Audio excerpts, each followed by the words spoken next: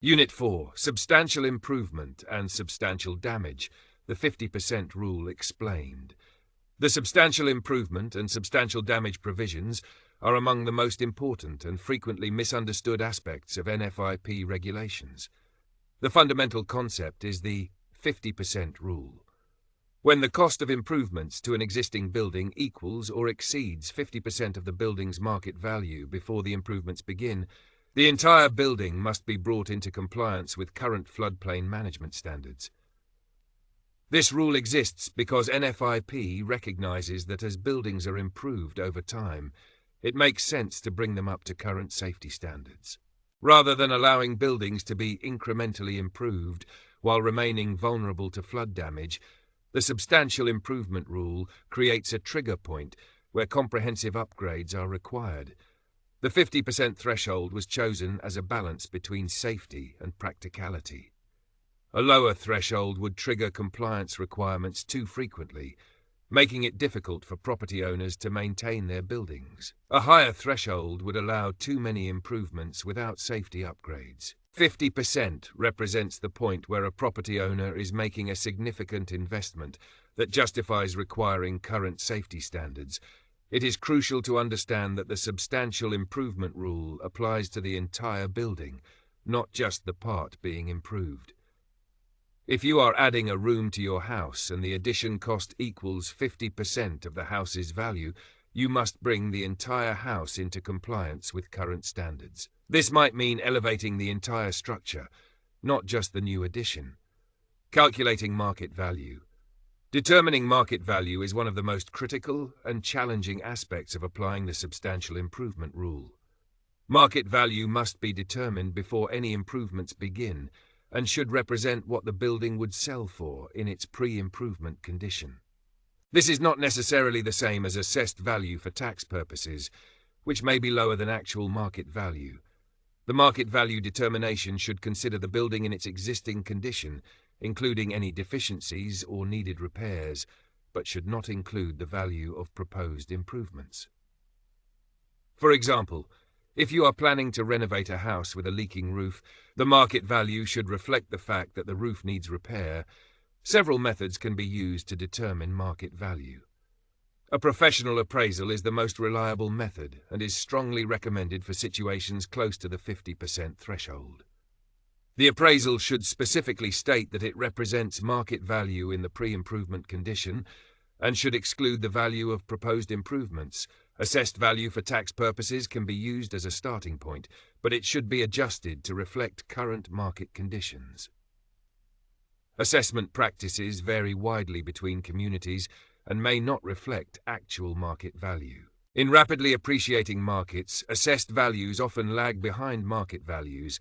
Recent sales of similar properties can provide guidance, but adjustments must be made for differences in condition, location, and timing. This approach works best in areas with active real estate markets and similar properties. For commercial properties, market value might be based on income-producing potential or replacement cost, depending on the type of property and its use. Commercial appraisals are particularly important because of the complexity involved in valuing these properties. What costs count toward the 50%? Understanding which costs count toward the substantial improvement calculation is essential for accurate determinations. Generally, all costs associated with the improvement work count toward the 50%, including materials, labor, equipment rental, and contractor profits and overhead. Labor costs include both hired labor and the reasonable value of work performed by the property owner. If a property owner does some of the work themselves, the value of that work should be calculated using local wage rates for similar work. This prevents property owners from avoiding the substantial improvement requirements simply by doing work themselves. Material costs include all building materials, fixtures, equipment, and appliances that are part of the improvement. This includes items like flooring, cabinets, plumbing fixtures, electrical components, heating and cooling equipment, and structural materials. Equipment rental costs count toward the total, including cranes, excavators, concrete pumps, and other equipment needed for the work. However, tools that are commonly owned by contractors like hammers and power drills typically do not add significant cost. Professional fees for architects, engineers, and other consultants count toward the improvement cost. However, costs for obtaining permits, legal fees, and costs for plans and specifications are generally excluded from the calculation. Site work and landscaping costs are typically excluded from the substantial improvement calculation unless they are integral to the building improvement.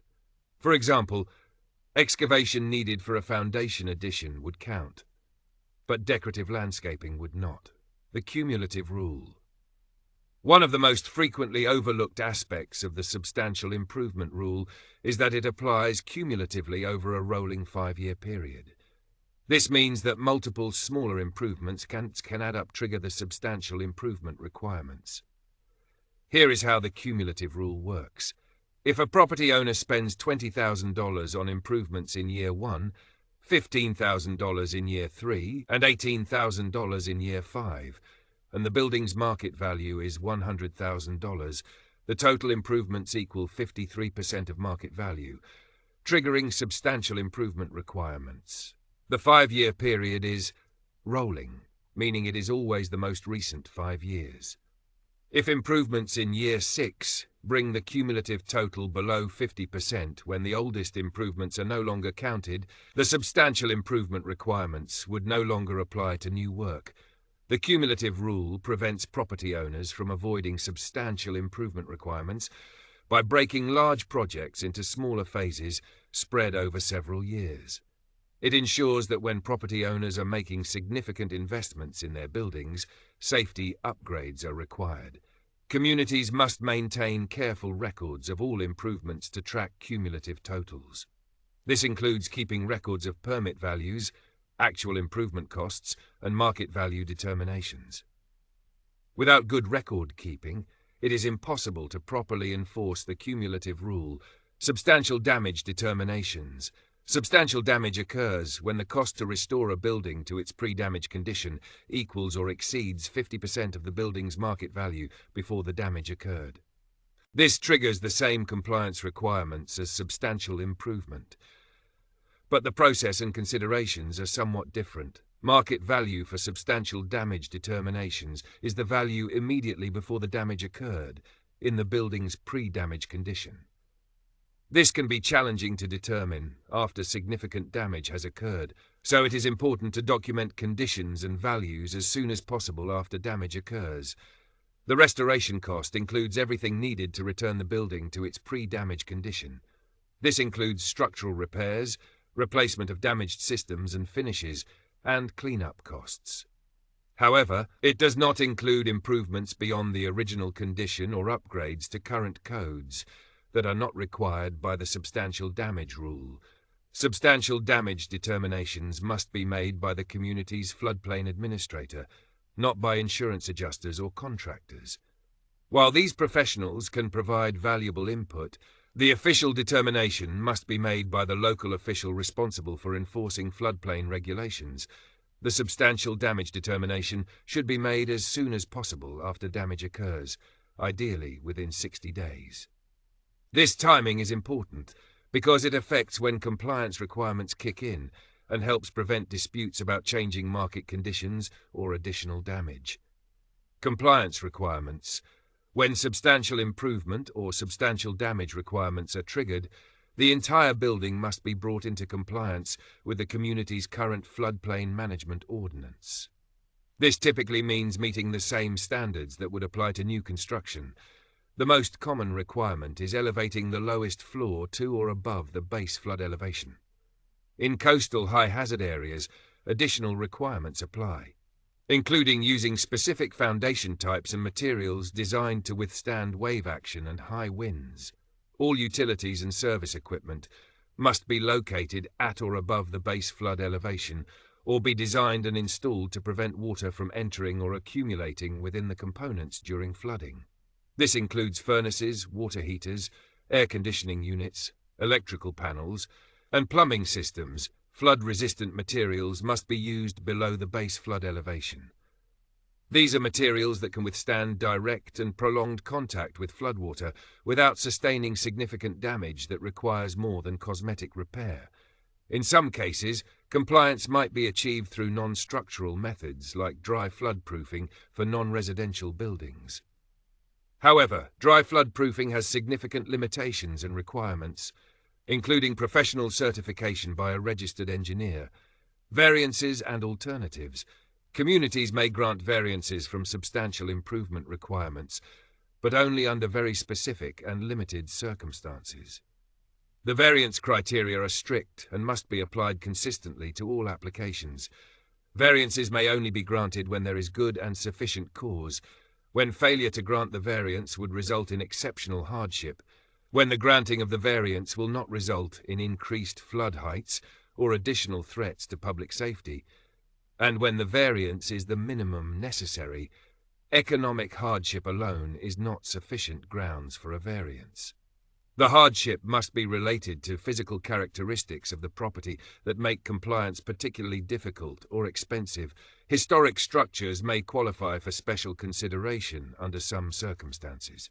Communities may determine that certain improvements would not be in the public interest because they would destroy the historic character of the structure or district. When variances are granted for substantial improvements in special flood hazard areas, the property owner must be notified in writing that flood insurance rates will not be subsidized and may increase significantly.